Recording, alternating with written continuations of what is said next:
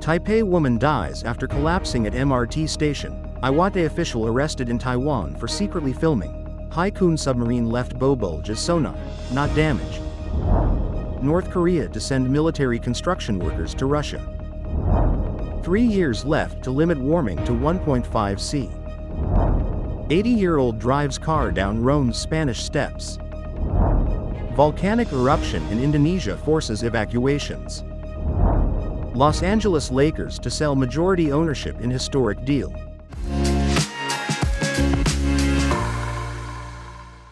Hello, I'm Johnny. Thank you for joining us on Funny News. It's Friday, June 20th, International Tennis Day, and here are your top stories. And for today's Taiwan news, a 77-year-old woman surnamed Wu in Taipei suddenly collapsed from severe chest pain at the Yuanshan MRT station after a day trip. Despite CPR and defibrillation by paramedics and transport to Mackay Memorial Hospital, she was pronounced dead. The exact cause is under investigation. A male Iwate prefecture official in his 30s was arrested by Taipei police for secretly filming under a woman's skirt at a Taipei MRT station in early June. The prefecture government held an apology press conference and will take disciplinary action. CSBC Corporation denied reports that the left bow of the Haikun submarine was deformed. The Bulge is a passive sonar device housing high-precision electronic components.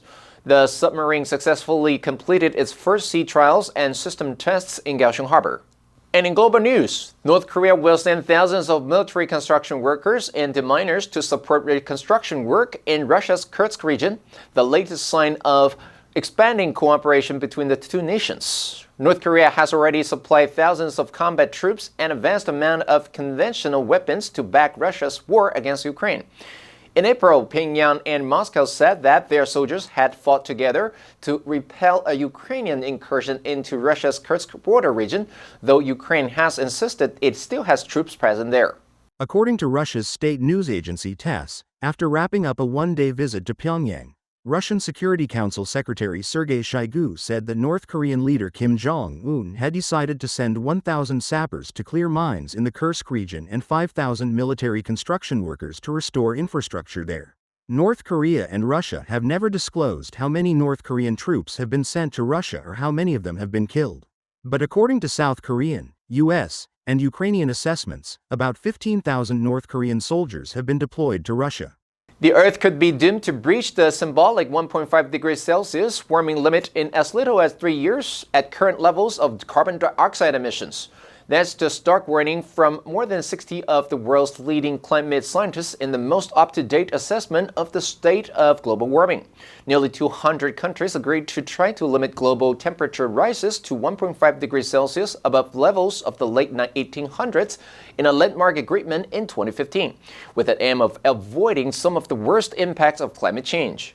At the beginning of 2020, scientists estimated that humanity could emit only 500 billion more tons of carbon dioxide for a 50% chance of keeping warming to 1.5 degrees Celsius.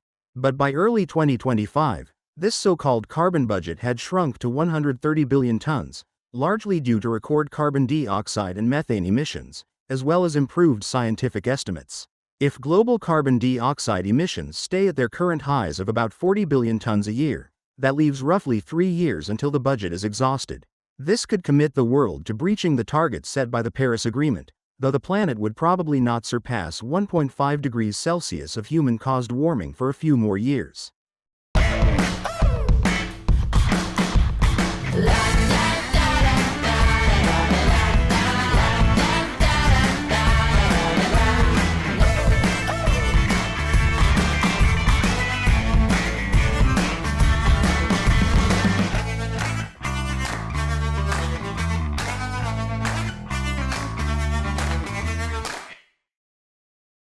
Municipal police said in a statement on Tuesday that an 80-year-old man drove a compact luxury Mercedes-Benz A-Class sedan down the landmark Spanish Steps in Rome before getting stuck partway down.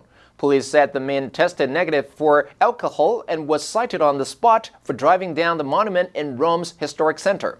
They didn't identify the driver or say if the car was his, nor did they say whether he had been using a navigation system.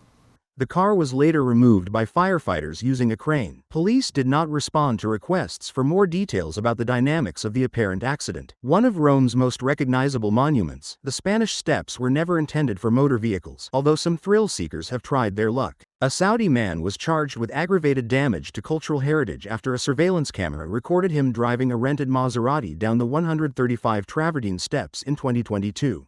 The Spanish Steps take their name from the Spanish embassy to the Holy See in the nearby square. A famed backdrop for numerous films, they were built in the 1720s and have long been a popular spot for people watching and socializing. On Wednesday, Indonesia's Mount Iwate Laki-Laki erupted again, sending giant plumes of ash and smoke into the sky after forcing evacuations of villages and flight cancellations, including to and from the resort island of Bali. Several eruptions sent ash up to 60,400 feet into the air from Tuesday evening to Wednesday afternoon.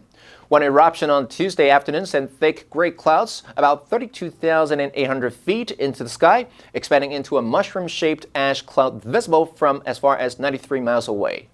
The eruption alert was raised to the highest level, and the danger zone where people are advised to evacuate was expanded to 5 miles from the crater. Officers also evacuated from the Mount Iwate Laki-Laki monitoring post, located 4.3 miles from the crater, to avoid falling gravel released during the eruption. No casualties have been reported. Ash and debris fell in several areas outside the danger zone. Dozens of flights on Wednesday were cancelled, including those connecting Bali to cities in Australia, Malaysia, India, and China. An eruption in November killed 9 people and injured dozens. The volcano also erupted in March. According to a source familiar with the deal, the majority stake of the Los Angeles Lakers basketball franchise is being sold in what will mark the most expensive sale of a U.S. sports team in history. The Buzz family has owned one of the most iconic sports teams globally since 1979, and now has made a deal with TWG Global CEO Mark Walter, also has a controlling stake in the Los Angeles Dodgers. The sale is reportedly worth an estimated $10 billion, though it could increase once finalized.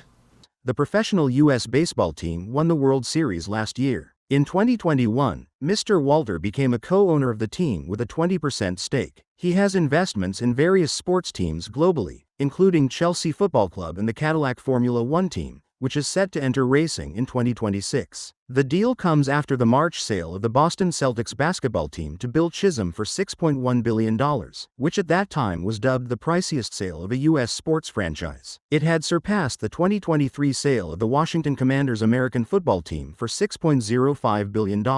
U.S. media reported that the NBA team's valuation is at least $10 billion. Its sale will surpass those record-breaking deals by about $4 billion. The answer for yesterday was C, spur. The government introduced new policies to spur economic growth. Did you answer correctly? Now let's delve into today's news. North Korea to send military construction workers to Russia. Number 1, conventional. 传统的,习惯的,惯例的. Many people still prefer conventional methods of farming over modern technology. Number 2, infrastructure. 基础设施. The government is investing billions to improve the country's infrastructure. Number 3, wrap up something. 结束,完成某事.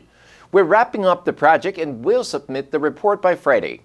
Next, we have a multiple choice question for everyone to practice. Which answer would you choose? You can write your answer in the comments section. The correct answer will be announced next week. International Tennis Day was founded in 2014 as a collaboration between the U.S. Court Tennis Association and the U.S. Court Tennis Preservation Foundation. The hope is that court tennis clubs, universities, and schools and players worldwide will simultaneously celebrate the day with events, exhibitions, tennis lessons, tournaments, marathon matches, and much more. And that's all for today's FUNDAY News. Be sure to tune in to FUNDAY News from Monday to Friday and click the link below to join FUNDAY for free. I'm Johnny Wu, your host, and I'll see you next time.